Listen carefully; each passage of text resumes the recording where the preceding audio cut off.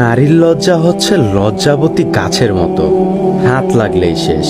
সেটা স্বামীর হাত হোক বা অন্য পুরুষের হাত। এই হাত লাগা শুধু শারীরিক স্পর্শ না, পুরুষের সঙ্গতাও নারীর লজ্জা কেটে যায়। যে মেয়ে যত বেশি পুরুষের সংস্পর্শ যাবে তার লজ্জা তত কমে যাবে। যেমন চিত্রনায়িকারা বিকিনি পরেও দ্বিধাবোধ করে না, পুরুষের মাঝে থাকতে থাকতে তাদের চক্ষু লজ্জা উঠে গেছে। কনজারভেটিভ ফ্যামিলির মেয়েকে ওড়না ছাড়া দাঁড়াতে বললেও সে লজ্জায় মরে যায়। ইদানিং ফেসবুক এই লজ্জা নিবারণের ভূমিকা পালন করছে। বন্ধু বেশে অতি আধুনিকতার ছেলে বন্ধুর সঙ্গে পিরিয়ড নিয়ে কথা বলে, ফ্লার্ট করতে গিয়ে শরীর নিয়ে নগ্নতার কথা বলে, মাইন্ড করলে বলে just kidding, take it enjoy. Easily নিতে নিতে এই অশ্লীলতার বিষয়গুলো আর অশ্লীলতা থাকে না। আবার ফেসবুকে প্রেমিক বেশি, কেউ প্রেম করছে তো প্রেমিক রোমাঞ্চের ছলে অশ্লীলতার কথা বলে স্বামীর মতো, তারপর ব্রেকআপ, আবারও কারো সাথে নতুন করে প্রেম, তারপরে কত কিছু হয়ে যায়, আবার ব্রেকআপ। লজ্জা শরমের মাথা খেয়ে মেয়েটি একসময় নির্লজ্জ হয়ে যায়। প্রেম নারীর লজ্জাসীনতাকে গ্রাস করে পুরুষকে সব বিলিয়ে দিয়ে যায়।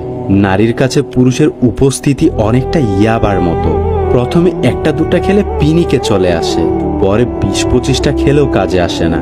বাস এক সময় পুরুষের প্রতি ফিলিংস কাজ করে না। প্রেমিকের ভালোবাসা তার কাছে পানসে লাগে। একটার পর একটা পুরুষ বদলাতে থাকে, কিন্তু তার মন কোনোভাবেই স্থির হতে পারে না। জানাশোনা শেষ হলেই আর ভালো লাগে না, বোরিং লাগে। কারণ ডিফারেন্ট টেস্ট নিতে নিতে ভালোবাসার অনুভূতি যে শেষ হয়ে গিয়েছে। মুরব্বীরা বলতেন বিয়ের পরে মেয়েদের লজ্জা কমে, বাচ্চা হবার পরে আরো কমে যায়।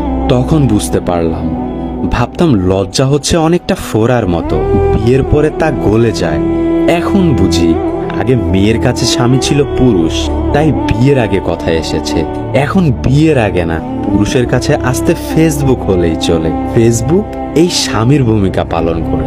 বিশেষ দ্রষ্টব্য, কথাগুলো শুনে যদি কারো গায়ে লাগে তাহলে আমি বলবো ভিডিওটি আবারও দেখুন। আর হ্যাঁ, এই কথাগুলো যাদের গায়ে লাগবে বিশেষ করে তাদের জন্য এই কথাগুলো। মহান রব আমাদেরকে তার প্রেমের প্রতি আসক্ত হওয়ার তৌফিক দান করুন, আমিন।